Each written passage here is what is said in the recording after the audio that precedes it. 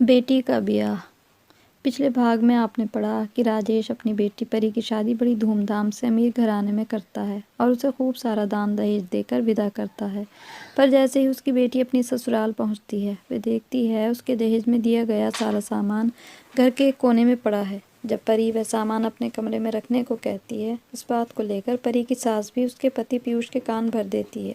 जब राजेश अगले दिन अपनी बेटी के ससुराल नाश्ते का सामान लेकर पहुंचता है, तो वह सामान यूं पड़ा देखकर उसका दिल टुकड़े टुकड़े हो जाता है और उसको लगने लगता है कि अब उसकी बेटी उस घर में खुश नहीं रहेगी। कुछ दिन तो यूं ही गुजर जाते हैं। फिर एक दिन राजेश के पास परी फ़ोन करके बताती है कि उसके ससुराल वाले उसके ऊपर बहुत जुल्म करते हैं, इसलिए वह उसे ससुराल में आकर ले जाए।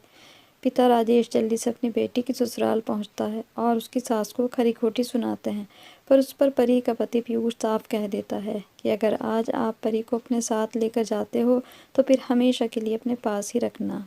अब आगे। अब आप अपने वादों से यूं फिर गईं। आखिर क्यों मेरी बेटी के साथ ये सलूक किया जा रहा है? वही तो फौरन हाथ झाड़कर बोली कि मैं तो कुछ नहीं किया, ना ही तुम्हारी औकात है कि मेरे सामने बोलो। ये दोनों तो पति पत्नी के मसले हैं। अगर आपकी बेटी ऐसी है कि अपने पति पत्नी के मसले अपने बाप को बताए, तो इसमें हमारा तो कोई कसूर नहीं, आपकी परवरिश में ही खोट है। पीयूष भी वहाँ आ चुका था। कहने लगा कि अगर आप अपनी बेटी को यहाँ से लेकर गए तो ये भूल जाऊँगा कि मैं इसे वापस लेकर आऊँगा, बल्कि फिर हमेशा हमेशा के लिए वह आपके पास ही रहेगी। ये सारी बातें सुनकर तो राजेश को गुस्सा आ चुका था।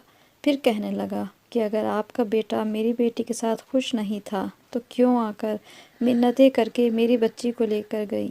कम से कम मेरी मासूम बच्ची की ज़िंदगी तो बर्बाद न करती। इतना कहकर राजेश बाहर निकला।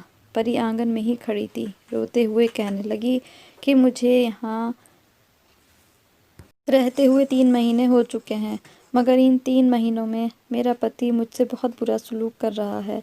शादी के 2 दिन बाद ही उसने मुझे मारना शुरू कर दिया था। सिर्फ इतना ही नहीं, वह तो सिगरेट भी पीता है और शराब भी। कोई उसे मना नहीं करता और ऐसे ही नशे में धुत मुझे मारता है। कहता है तेरी वजह से मेरे दोस्तों में बहुत बेइज्जती होती है। वह मुझसे मेरे ससुर का कारोबार पूछते हैं, नाम पूछते हैं, और अब मैं उनको क्या बताऊं कि वह एक छोटे से गांव में रहने वाला एक गरीब इंसान है। इसके बाद परी रोते हुए कहने लगी कि मुझे आपके साथ जाना है, मुझे यहाँ नहीं रहना। मैं अब और ये दर्द तकलीफ़ बर्दाश्त नहीं कर सकती। अगर राजेश का बस चलता तो वहीं से अपनी बच्ची को अपने साथ ले जाता, मगर उसने गहरी सांस लेकर अपनी बेटी को कंधों से थामा और उसे समझाते हुए बोला, नहीं मेरी बेटी, अब यही तेरा घर है और अब तुम्हें यहीं पर अपनी ज़िंदगी गुजारनी है। जो भी मसले परेशानियां हैं तुम यहीं रहकर हल करो, इन मसलों को सुलझाओ, अपने पति के साथ अपना बर्ताव अच्छा करो, वहीं सास का दिल जीतो। तुम्हारे ये कर्म ही तुम्हारे पति और सास को बदल देंगे। उसने बड़े अच्छे तरीके से अपनी बेटी को समझाया था। वहीं परी भी समझ चुकी थी कि कैसे यहीं रहकर अपने घर को संभालना है, और अगर वह यहाँ से चली जाती तो पीयूष भी उसे लेने ना जाता तो नौबत तलाक तक जा सकती है, और फिर तलाकशुदा लड़की में तो हीरे भी जड़े हों तो लोग उसे कौड़ियों के दाम ही समझते हैं। ये बात राजेश भी जानता था। वह अपने घर वापस आ चुका था, मगर उसे किसी पल भी चैन नहीं था। अपनी बेटी की वजह से काफ़ी परेशान रहने लगा। वहीं जब भी वह अपनी बेटी को फ़ोन करता, अति सिसकती आवाज़ ही सुनता। वहाँ पर परी के साथ बड़ा ही बुरा बर्ताव रखा जा रहा था। वह तो गरीब था, उसके कोई सुनने वाला नहीं था। रो रो कर अपने भगवान से प्रार्थना करता। फिर एक दिन चौधरी के यहाँ चला गया। चौधरी साहब जानते थे कि राजेश की बेटी की शादी उनके ही एक रिश्तेदार के यहाँ हुई है। चौधरी साहब उनसे अच्छे इंसान थे। राजेश उनके पास गया और फिर उधर उधर की बातें करने के बाद कहने लगा, आप अपने उन रिश्तेदारों को समझाएं कि मेरी बेटी के साथ अपना बर्ताव ठीक रखें। वह मेरी बेटी पर हाथ उठाते हैं, उसे मारते पीटते हैं और अब उसे गरीब होने का ताना भी देते हैं। अगर यही सब करना था तो वे मेरी बच्ची को ब्याह कर ही क्यों लेकर गए?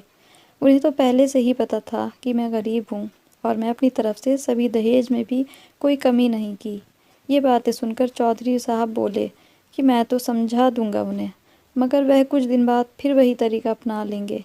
मेरी मानो तो कुछ दिन देखो, अगर तुम्हारी बेटी के ससुराल वालों का बर्ताव सही हो जाए तो ठीक है, ورنہ اپنی بیٹی کو واپس ہی لے آنے میں بہتر آئی ہے۔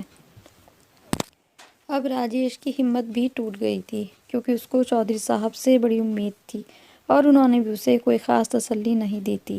وہ اپنی بیٹی سے بات کرتا اور اسے خوب سمجھاتا اور تسلی دیتا کہ ایک نہ ایک دن اس کی زندگی میں سب کچھ ٹھیک ہو جائے گا۔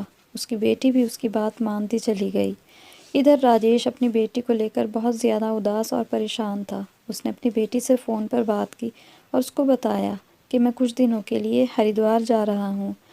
میرا یہاں من نہیں لگتا، ہر پل من یہی کرتا ہے کہ تجھے تیری سسرال سے واپس لے آؤں۔ جب تک یہاں رہوں گا یوں ہی شیطان مجھے بہکاتا رہے گا۔ تو اپنی کوشش میں کمی مت چھوڑنا، جیت ہمیشہ سچائی اور اچھائی کی ہی ہوتی ہے۔ مجھے پورا یقین ہے بھگوان کی طرف سے پریکشائیں ہوتی ہیں، پر اگر صبر سے کام لیا جائے تو جیت آخر اچھائی کی ہی ہوتی ہے۔ ادھر پیوش کے چھوٹے بھائی نیرج کی شادی ہونے والی تھی۔ آنے والی نئی بہو بڑے امیر گھرانے کی تھی۔ اپنے ساتھ میں نہ جانے کتنا دہیج، کار، موٹر سائیکل اور نہ جانے کیا کیا لائی تھی۔ یہاں تلک کہ اس کے پاپا نے ایک بنگلہ بھی اس کے نام پر دیا تھا۔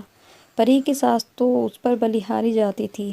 حالانکہ سندرتا کے معاملے میں نئی بہو پری کے پیر کی دھول بھی نہیں تھی، پر پری کی ساس کو تو دولت چاہیے تھی۔ شادی کو ہفتہ بھر ہی گزرا تھا۔ نئی بہو کا سامان سیٹ ہونے کا نمبر آیا تو اس نے اپنی ساس کو کسی بھی سامان کو ہاتھ تک لگانے نہیں دیا۔ اس کے بعد اس کا برتاؤ اپنی ساس کے ساتھ نوکروں سے بھی زیادہ بدتر تھا۔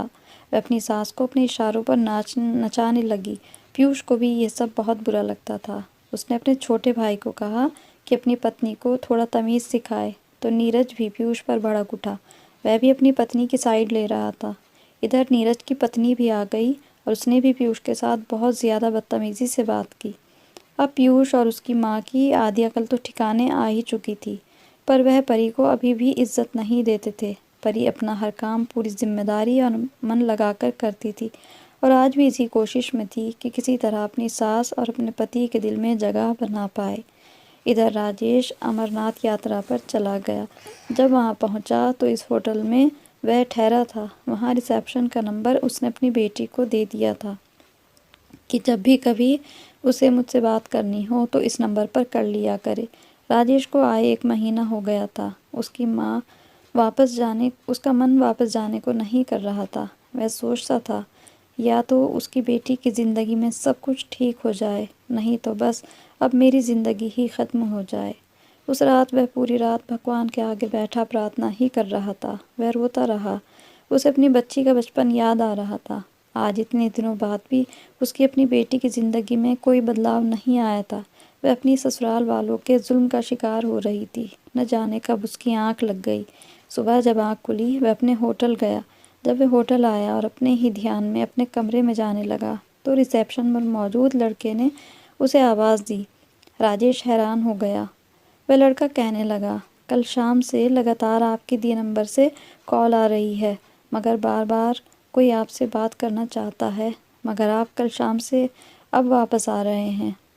راجیش کو پتا تھا کہ ہو نہ ہو اس کی بیٹی ہی ہوگی، کیونکہ اور تو کوئی اس نمبر کو نہیں جانتا تھا۔ اس کے دل میں عجیب و غریب خیال آنے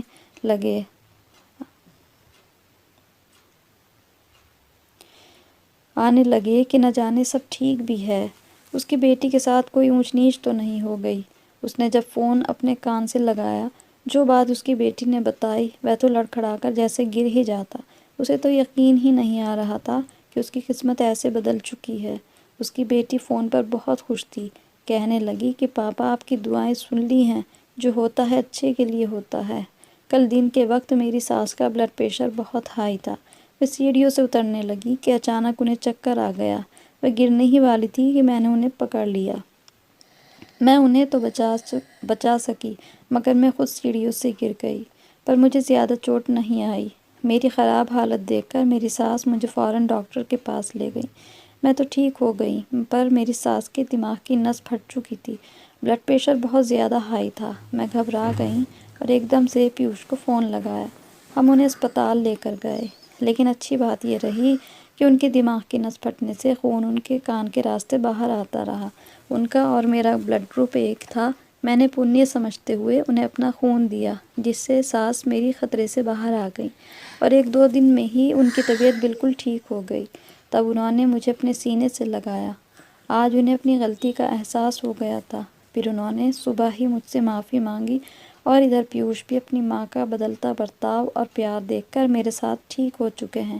نہ صرف پتی بلکہ ساس نے بھی مجھ سے معافی مانگی ہے اور کہا ہے کہ تمہارے پاپا واپس آئیں تو ہم ان سے بھی معافی مانگیں گے۔ جانے انجانے دولت کے نشے میں ہم نے ان کے ساتھ بڑا ہی برا برتاؤ کیا۔ یہ سب سن کر راجیش کا دماغ جیسے چکرا گیا تھا۔ وہ وہیں نیچے زمین پر بیٹھ گیا۔ اب جلدی سے جلدی اپنی بیٹی کے پاس آنا چاہتا تھا۔ اس نے مندر میں جا کر اپنے بھگوان کا شکر ادا کیا اور جلدی سے اپنی پیکنگ کر کے اسٹیشن پر آ گیا۔ جب وہ واپس آیا تو اسٹیشن پر نہ صرف اس کی بیٹی بلکہ اس کا داماد بھی تھا۔ پیوش آگے بڑھ کر جلدی سے اس کے پیروں میں گر گیا۔ اس نے اپنے داماد کو اٹھایا اور گلے سے لگا لیا، ادھر اپنی بیٹی کو بھی گلے سے لگایا۔ تبھی داماد نے جلدی سے اس کا سامان اٹھایا اور چلنے لگا۔